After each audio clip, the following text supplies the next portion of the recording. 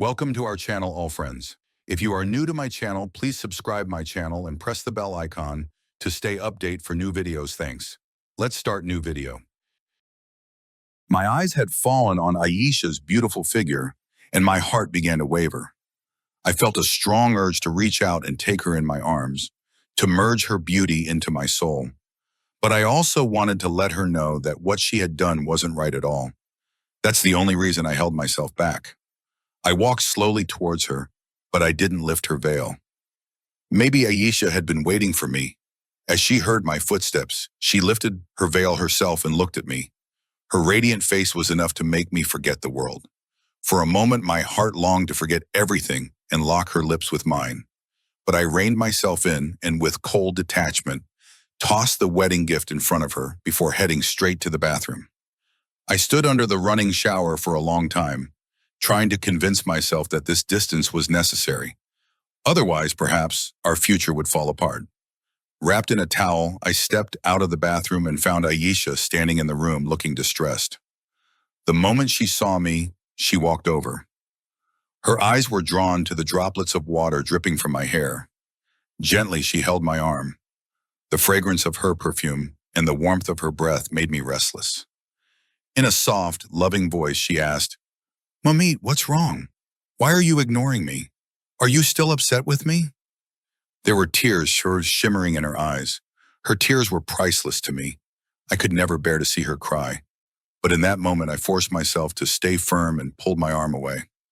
"What difference does it make to you, Aisha? Do whatever you want. Just don't expect anything from me."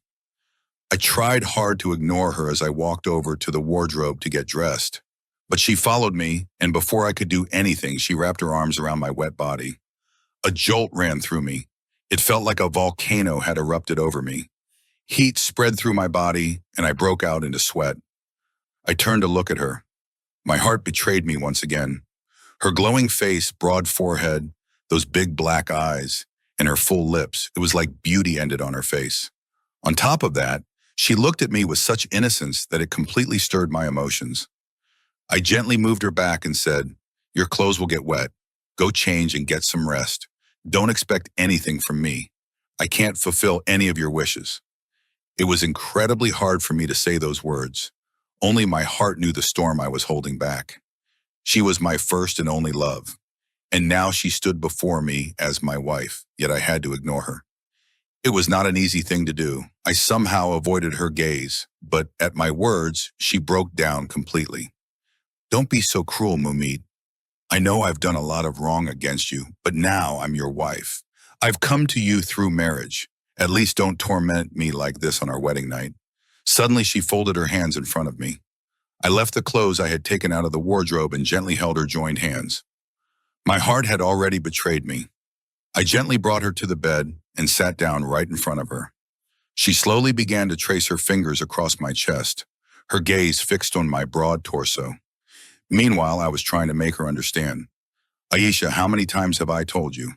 But you still don't change. I can't tolerate a third person coming between us. And yet, again and again, you give that person so much space that he ends up intruding into our relationship. Why can't you understand that he'll destroy what we have?" I grabbed Aisha by her arms and shook her a little. Her mind seemed to be somewhere else. Startled by my sudden action, she looked at my face, then leaned in and gently placed her lips on my neck. All distance between us had disappeared. A lump rose in my throat. Struggling to control my emotions, I softly said, "Aisha, I'm talking to you. Are you even listening to me?" My intention was still to make her understand, but Aisha didn't seem to be in control of herself anymore. She was fully swept away by her emotions. She gently traced her finger from my lips, down my neck, and across my chest. I closed my eyes tightly and took a deep breath, surrendering myself to Aisha in that moment. Maybe it was the first wedding night in history where the wife had taken the first step, not the husband. After a while, Aisha softly, "Where's Aisha?" I asked Ramiz as soon as I walked into the cafeteria. I hadn't seen her in a while, and my gut was telling me something wasn't right. Aisha never wandered around the university without me. So where had she been for so long? That's why, the moment I saw Ramiz, I questioned him. He always knew everything going on. Hearing her name, Ramiz looked at me and smiled strangely. Where would she be? She's with Samir, at the backside of the university. You know, the spot where all the couples go to have their fun. The way he said it, and the message in that smile. It made my blood boil. I wanted to grab him by the collar right then and there. But at that moment, I was more concerned about Aisha. Why had she gone there? I couldn't stand Samir. And yet, Aisha kept following him around. I immediately stormed out of the cafeteria and rushed toward the backside of the university, the area with a small garden. That garden was known for being a hangout spot for couples who wanted privacy. There were large bushes, and behind them, benches where students would often sit, talk, and do more than just talk. Everyone in the university knew what happened in that area. That's exactly why I was so angry. Ayesha had no business being there. She was my love, my honor. I couldn't bear to hear anything inappropriate about her character. But by going there, she had created a difficult situation for herself. I was walking fast, scanning every corner of that garden, my eyes desperately searching for Ayesha. And then, I saw them, Ayesha and Samir, sitting together on a bench. My feet froze. I just stood there, stunned, staring in disbelief as Ayesha's hand was resting in Samir's. For a moment, I couldn't believe my eyes. How could Ayesha be holding his hand? I had told her countless times to stay away from Samir, and yet here she was, with him, in the very part of the university known for all the wrong reasons. That place had a reputation. Everyone knew what went on there. I took a deep breath and tried to control the storm of rage building inside me. Then walking briskly, I marched toward them and stopped right in front of Ayesha. Seeing me, she jumped in shock. "Mamaid, you're here?" she stammered, clearly not expecting me. I grabbed her arm and pulled her up, my voice full of fury. "What are you doing here?" Samir immediately let go of her hand, but my eyes were now locked on him. He smirked. That smirk, it wasn't innocent. It was mocking me, tearing at my pride. "Why do you think Aisha can only spend time with you? We're her friends too," Samir said in a deliberately provoking tone. He slung his bag over his shoulder and stood up. Meanwhile, Aisha looked away, clearly flustered, stealing glances in every direction. People around us had started to stare. Maybe my voice had gotten too loud. "Mamaid, let's go from here. We're making a scene," she whispered anxiously. "Oh, now you realize this is becoming a scene. And what about earlier, when you were sitting here holding his hand in this shady part of campus? Did you think you were earning a crown of honor doing that?" I scolded her harshly, her eyes filled with tears. "Please listen. You're misunderstanding." "It's not what you think," Aisha pleaded softly.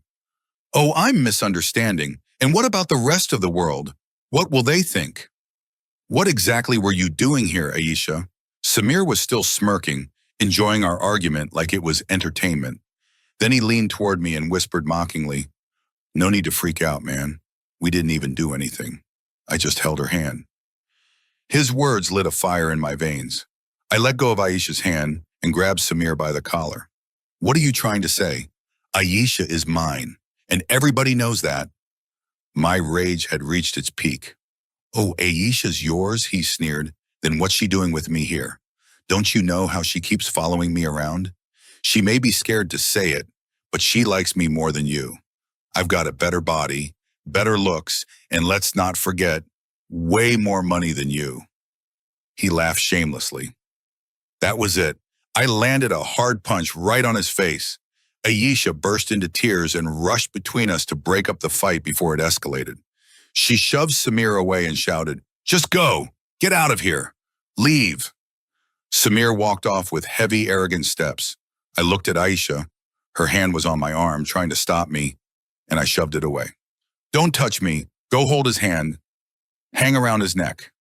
I flung her hand off and walked away, my heart burning with betrayal and rage. "At least listen to me, Mumayet. Ask me why I was even there. How can you judge me without knowing the whole story?"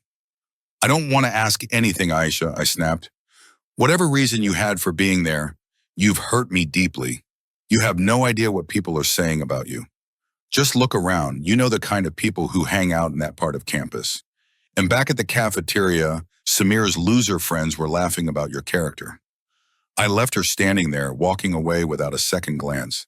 She followed behind, calling out, Mumait, please listen. It's not what you think. There's been a misunderstanding. Actually, I couldn't find my phone, and while searching for it, Zubair told me that Samir had it. That's why I went looking for it. I don't even know when he took it from my bag. He only just gave it back to me. And right then you showed up and everything blew up. I turned to her, eyes blazing.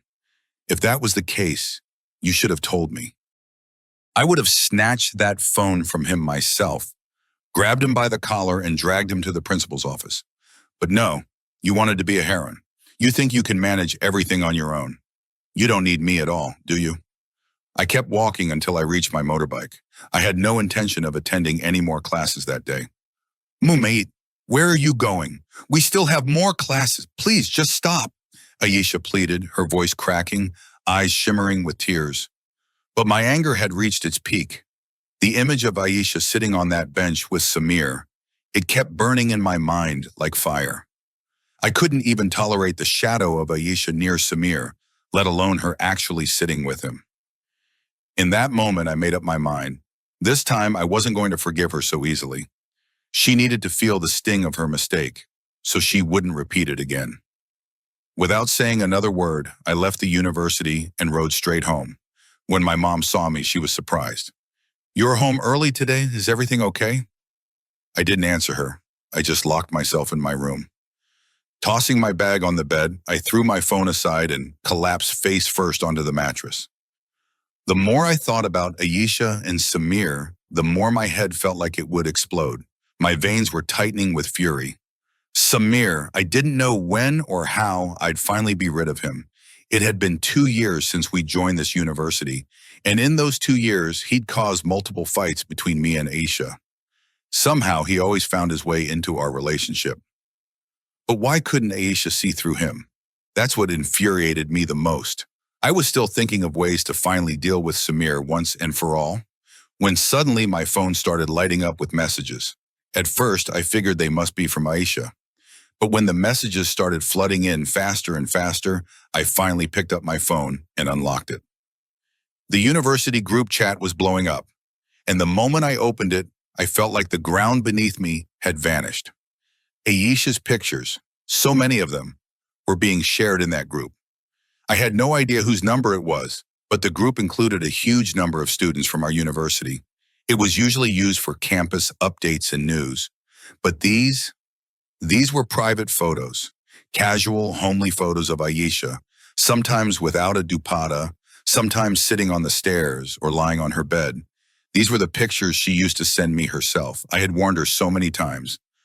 Don't keep these kinds of pictures on your phone. Don't even take them. But she never listened, and eventually even I stopped insisting. Didn't want to upset her. They were supposed to be private, just between the two of us. But now they were public, and the comments beneath them? God, they were disgusting. Some were mocking her clothes, some were ogling her body, and a few were so vile, I felt like smoke was coming out of my ears. How could someone talk like that about my Aisha? It felt like someone had spat on my honor, on my pride. I immediately called her. On the other side, I heard her sobbing, barely able to speak. Through broken breaths, she said, "It's Samir. He did all this. He had taken my phone. I don't even know how he got the password. He saved those pictures and started sharing them from a new number. God knows where else he might have sent them." She was weeping uncontrollably. But instead of sympathy, I was filled with rage. I told you, didn't I? Don't try to be a heroine. If I had gone instead, if we had gone to the principal together, things would have been different. But no, you handled it yourself. And now what? Even if we complain to the principal, it's useless. How will we prove that Samir had your phone? He'll just deny it. And that number, it's unknown, and hundreds of people are in that group. Half the university has seen your private pictures by now. Now all you can do is sit and cry. I was about to end the call when she begged, please come back to the university. I'm so scared.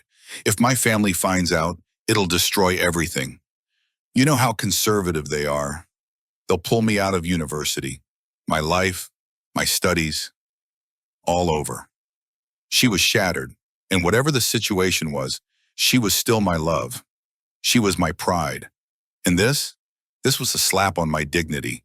To know that her private pictures were now trophies in hundreds of boys' phones, I couldn't bear it. Without another thought, I grabbed my bike keys again and stormed out of the house. My mom kept calling after me, but I didn't stop. I sped through the streets, my bike flying, my heart pounding. When I reached the university, everyone was staring at me. Of course they were. Everyone knew about me and Aisha. Everyone knew we were always together. Before I could even reach Aisha, a group of guys stopped me in my tracks. "Wow, bro, your girl is hot," one of them smirked. She comes wrapped up in that huge scarf every day, and no one can tell what's underneath. But man, those pictures, what a surprise. Another chimed in, "You lucky guy. Ever gotten physical with her?" Hearing them talk like that about my Aisha, I lost it. I thrashed one of them so badly that a crowd started gathering around us. Before things got worse, Zubair stepped in and pulled me back. "Don't create more of a scene," he said, trying to calm me. "You'll just make things worse for Aisha. People will forget in a few days and move on. You just need to stand by her now." Zubair was our mutual friend, level-headed and sincere, and I realized he was right. If I escalated this, it would only tarnish Aisha's name further. So I left the fight and rushed to find her. She was sitting at the very corner of the campus, crying her heart out. Natasha, another friend, was trying to console her. The moment she saw me, Aisha ran into my arms, sobbing uncontrollably. "Please, do something," she cried. "Just fix this, whatever it takes." I looked at her, broken and terrified, and sighed deeply. "How can I fix this, Aisha? Those photos could be on so many phones by now. But don't worry, I'll talk to the professor. Maybe we can at least get them removed from the group." I had planned to yell at her, to vent my anger, but seeing her like that, shattered, I held back. Together, we went to a senior professor and explained everything. There was no hard proof against Samir, but the pictures could still be deleted. The professor was kind. He spoke to the admin team and got the images removed from the group and the number blocked. Nobody knew who the number belonged to, though we suspected it was Samir's. Still, we couldn't prove it. I told Aisha to stay far away from him now, and never to keep such pictures on her phone again. She was shaken enough to agree, but the whispers didn't stop. Every day in university was a test of patience. The insults, the stares, the quiet snickers. They became a part of our daily lives. Aisha couldn't even lift her gaze. She stopped making eye contact altogether. That's how we completed our final year, quietly, painfully. After graduation, I had to run pillar to post for a job. It wasn't easy. Meanwhile, Aisha's family had started looking for marriage proposals. That idea made me sick. But the moment I got a job, I sent a marriage proposal to her house. My mom went with the formal proposal, and thank God they agreed. Aisha and I were officially engaged. I finally felt like things were falling into place, but then, one foolish mistake from Aisha shattered everything again. After finishing work, I returned home, and my mom immediately offered me a cup of tea. We had to go shopping for the wedding since there were only 20 days left. I went shopping with Mom, and after picking up a few things, I suddenly realized that I had left my phone in the car. Mom was asking me to send pictures of the jewelry set to Aisha, saying it should match her preferences. So I went back to the parking lot to grab my phone. But before I could open the car, my eyes fell upon something that I couldn't believe. Aisha and Samir were standing near the fifth car, talking. This was unimaginable for me, as Aisha had gone through so much the previous year, bearing the whispers of people, handling the hurt and suffering because of Samir. And now she was standing there talking to him. How could she? In a daze, I pulled out my phone and called Aisha, asking, "Where are you?" She responded, "My friends invited me to a small pre-wedding party. I'm just out for that." She didn't mention Samir, nor did she say she was with him. She kept the conversation vague, and soon after she hung up and got into Samir's car. I stood there in disbelief, and when I tried to process it all, I accidentally bumped into another car. I immediately told Mom I wasn't feeling well and couldn't continue shopping. She was concerned and wanted to know what had happened, but I made up an excuse about a headache and locked myself in my room. Later that night, Aisha called repeatedly, but I had no intention of answering. I felt like a broken kite, drifting aimlessly from one thought to another. What was Aisha doing? Why did she meet Samir? Had something changed between them? I was tortured by these questions. The whole night I couldn't bring myself to talk to her. The next day she showed up at my office. The office assistant informed me that Aisha had arrived to see me, and even though I didn't want to, I had to go. I didn't want to create a scene at work. When I saw her, she rushed to me, her face full of concern, asking why I wasn't picking up her calls. Before she could come any closer, I pushed her away and snapped, "Stop acting like you care. If you really loved me, you wouldn't lie to me. You wouldn't sit in someone else's car after throwing dust in my eyes. What were you thinking?" Aisha froze. The color drained from her face. With trembling hands, she grabbed me. "Listen, Mumit, let me explain." But I couldn't hear any more excuses. I had seen what I needed to. I turned to leave, but she desperately grabbed my arm. "Mumit, I swear, I didn't tell you everything because I was scared. The truth is, I wasn't with my friends. Samir called me. He said he had more pictures of me, pictures that he hadn't sent to the group, but he would make them public before my wedding if I didn't meet him." Aisha's voice trembled as she explained, "I had taken some pictures too, ones that I had planned to send to you, but then I realized they weren't something the world should see. They were meant only for you. I was so scared, but I still met Samir because he threatened to release those pictures. I couldn't risk that. When I got there, Samir started saying terrible things about you. He told me he hated you and wanted revenge for everything you did to him. He said that if I didn't cancel the wedding, he would post my pictures on social media. I begged him, but he didn't listen. He forced me into his car and took me to a restaurant. I went along because I thought if I stayed with him, maybe he'd give me my pictures back. But he didn't. He didn't give me anything, and I had to leave. Her confession hit me like a wave, and I couldn't hold my anger in anymore. I yelled at her, "Are you out of your mind? He's blackmailing you, and you went to meet him? What if he had taken you to some secluded place and done something horrible to you? Did you think about that?" Tears welled up in Aisha's eyes. She was so afraid, her hands shaking. I asked again, "What about the pictures he had? What happened to them?" Aisha responded with a broken voice, "I don't know, Mumit. He never returned them." Without thinking twice, I grabbed her hand and rushed her to a police officer who was a friend of my father. I told him everything, and within moments he summoned Samir. Samir arrived, looking guilty and nervous. He denied having any pictures and explained, "I did all this because I wanted revenge. I heard about your wedding and I thought I would ruin it. I'm sorry, I just wanted to get back at you both." The police officers warned Samir and made him apologize, telling him not to trouble us again. But despite this, I couldn't bring myself to forgive Aisha right away. I was angry at her for hiding the truth and for her careless decisions.